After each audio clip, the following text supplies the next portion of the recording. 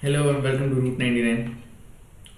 We have here DPM061, an RC sheet. It was a 449 word long passage from the social science genre. Let's read the passage.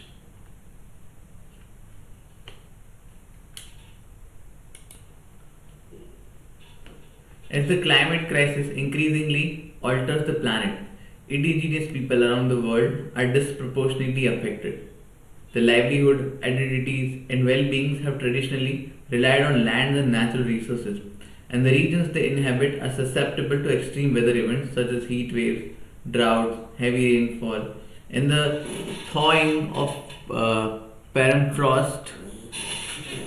Okay. Indigenous people are on the front line of the climate crisis despite having contributed little to global emission.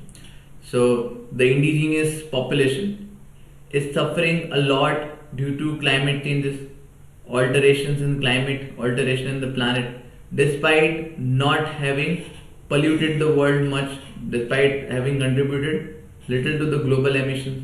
They suffer through events such as heat waves, droughts, heavy rainfall, and given the fact that their livelihoods and identities are closely related to nature, natural resources, and the regions they inhabit are vulnerable to extreme weather events. These communities have lived in close relationship with their environment for thousands of years, developing sustainable way of life. So these communities have lived with nature and have developed a sustainable way of life, leading to little global emission, protecting natural ecosystem and adapting to changes such as climate variation and human-made disasters. So, owing to this sustainable lifestyle, they have protected natural ecosystem and have adapted to changes such as climate variation and human-made disasters. Indigenous cultures, tradition, and spirituality are connected to their environment. So, indigenous cultures, tradition, and spirituality, these are all things that are connected to their environment, which is jeopardized now. Invasions and colonizations, dispossession, and in some cases forced migration have led to many indigenous communities losing their rights, facing poverty, and living in vulnerable regions with reduced capacities to adapt to the climate crisis. So various things together have pushed them into poverty, have pushed them to live in vulnerable regions with reduced capacity, and they also have to adapt to climate crisis. The reasons are various: colonization, land disposition, and forced migration. Indigenous knowledge, which is also called traditional knowledge, indigenous science and traditional ecological knowledge, recognizing that it is not a monolithic knowledge system, contains dynamic and holistic understanding of stewardship and the world. Okay, so indigenous knowledge possessed by indigenous people contains dynamic and holistic understanding of the stewardship in the world. Undervalued and dismissed in the past century or so, indigenous knowledge is increasingly being documented and recognized as a key to tackling the many challenges facing humans today, including sustainable adaptation to changes in the climate. So, although historically indigenous knowledge has been neglected, it has been ignored, but since recently people have started recognizing its importance in tackling many challenges facing humans today, and it is being revived. We call indigenous people around the world to co-create a dialogue and develop sustainable partnerships and take active roles in the global discourse on climate resilience. We also call on decision makers and policy makers worldwide to involve indigenous people in local and global biodiversity conservation endeavors. So the author is asking indigenous people to form a forum where they can where they can develop sustainable partnership and take roles in active global discourse and active discussions on global climate resilience. And the author is also urging decision makers and policy makers worldwide to involve these people in their policy making. Young members of the indigenous communities in particular serve crucial roles in bridging the older and future generation and are well placed to combine indigenous knowledge with the modern technology and practices. So the young population from the community can contribute a lot to these global endeavors towards environmental conservation. For example, they had important roles during the COVID-19 pandemic and often taking the lead to ensure food security of their community. So these young people worked they worked very actively during COVID-19 pandemic, right? In discussion on the climate crisis, indigenous people bring millennia of indigenous knowledge, century of resilience, and lifetime of adaptation to extreme environmental conditions. There is no questions that they should be an inherent part of formal system of governance in their countries and on the international stage. So, owing to all this knowledge they possess, owing to their centuries of resilience and adaptation to extreme environmental conditions, there is no doubt that they should be included in the formal system of governance in their country and on global stage as well. Governments worldwide need to look at the effectiveness and sustainability of indigenous approaches and consider returning lands and water to indigenous peoples. So the worldwide needs to reconsider the effectiveness and the sustainability of indigenous people, and they should return them the land and waters. Movements such as land back, water back, giving back the land, water, giving the water back, maybe as per the name suggests, advocates for decolonization and sustainable approach for Mother Earth. This does not mean that non-indigenous people would have to move their houses and businesses, but that the nature and stewardship of the lands and water would be led by indigenous people. So giving them their water back and land back would not mean that they would snatch it from the people living right now there, the non-indigenous people. It would just mean that the land and water would remain with the people who are holding existing people, but it would be led by indigenous people. The planning part would be done by indigenous people, drawing on the knowledge which they would form on the basis of the knowledge they have. Although this would be ideal, we appreciate that in practice it is hard to achieve because indigenous sovereignty is not always respected in all parts of the world. Although this plan seems good, giving them the lead, giving them the power to lead, or that seems easy, but it is very hard when it comes to putting it into practice. However, the approach has seen success in Canada and United States. But still, this approach has seen success in Canada and US. Meanwhile, steps should be taken by nations and their local governing bodies to ensure that indigenous knowledge is appreciated and valued alongside other ways of understanding the world.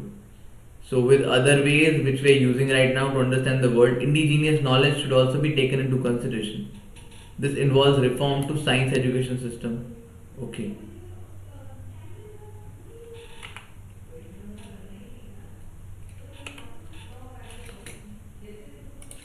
Okay, question number 1. Which one of the following best describes indigenous knowledge? Know-how developed by people with extended histories of interaction with natural environment. Seems like a precise definition. Let's just keep it. A uniform framework of understanding created by indigenous people about stewardship of the world or about stewardship and the world. Right? A little wordplay here. This is wrong. Knowledge developed by indigenous people about adaptation to extreme environment conditions. Specifically extreme environment conditions or environmental conditions in general. The knowledge that was a part of the formal system of governments modeled by the indigenous. It was a part of the formal system of governments modeled by indigenous people. Or the author is recommending it to make it a part of the formal system of government. So this is also wrong. My correct option is option number 1. The author would most likely consider returning land and waters to indigenous people as ethical but counterproductive. No. So the author is not saying that we should just return it to them and we should displace the people who are displace the existing people. So it is not counterproductive. This is not easy but necessary. Yes, it is not going to be easy. The author said so here that it is not. It is easier said than done, right? But the author does not say that it's counterproductive, right? It is practical and effective. Yeah, it is practical and effective. But the more precise answer would be that it is easy. It is not easy, but it is necessary, as mentioned in the passage. Sensible but unrealizable. Is it unrealizable? No. And my correct option is option number 2. Each of the following is a necessary assumption of the argument presented by the author except. Okay, so we are looking for an assumption. not presented by author. Indigenous youth possesses indigenous knowledge in a meaningful way. Yes, true. That is why the author said that it was their effort during COVID-19. He commended them. Like, so this is true. Indigenous knowledge is transferable to modern concerns. Yes, it is. That is why the author asked to accommodate indigenous knowledge into modern policy making. This is also true. It is possible to change scientific education system. Yes, given in the last line here, this involves reform to science education systems. Indigenous knowledge is currently undergoing a revival. No, this is wrong. All of these options are clearly mentioned in the passage except this, and this is my correct answer. Which of the following, if true, would most weaken the central argument presented in the passage? What is the central argument of the passage? That there are indigenous people who are suffering from climate crisis, which they don't even have much contribution to, right? Then it talks about indigenous knowledge and how it can be accommodated into modern policy making to make effective use of it. This is the central idea of the passage. Surveys reveal that majority of young people on this millennium are moving away and showing less interest in traditional practice. Yes, this contradicts the argument given in the passage, but it does not contradict the main idea of the passage. Well, okay, let's not involve the young people. Let's not involve young people to policy making to show or to teach the importance of indigenous knowledge. There could be other people as well. You could just read books written on indigenous knowledge, records maintained on indigenous knowledge. It doesn't have to be specifically young people. So this is wrong. Technological advancement have been shown to be as effective in addressing environmental challenges as indigenous knowledge. Okay, so even if this is true, how does it weaken the central argument of the passage? Indigenous knowledge could still be used to solve modern problems. It could be just as effective as technological advancements. Indigenous people has not been specifically recorded and stored appropriately for transmission to the future generation. Yeah, this could be a problem, but this does not weaken the central idea of the passage. Right? We need to find something which says that indigenous knowledge cannot be used into modern policy making. Basing policy on research evidence as opposed to people's belief system is imperative, since the latter are often very wrong. Yeah, now this specifically weakens the argument made in the passage. If we are saying that the letters are very wrong, means people's belief system, indigenous knowledge system is often very wrong, we are contradicting the central argument of the passage that it should be used in modern policy making. And this is my correct option.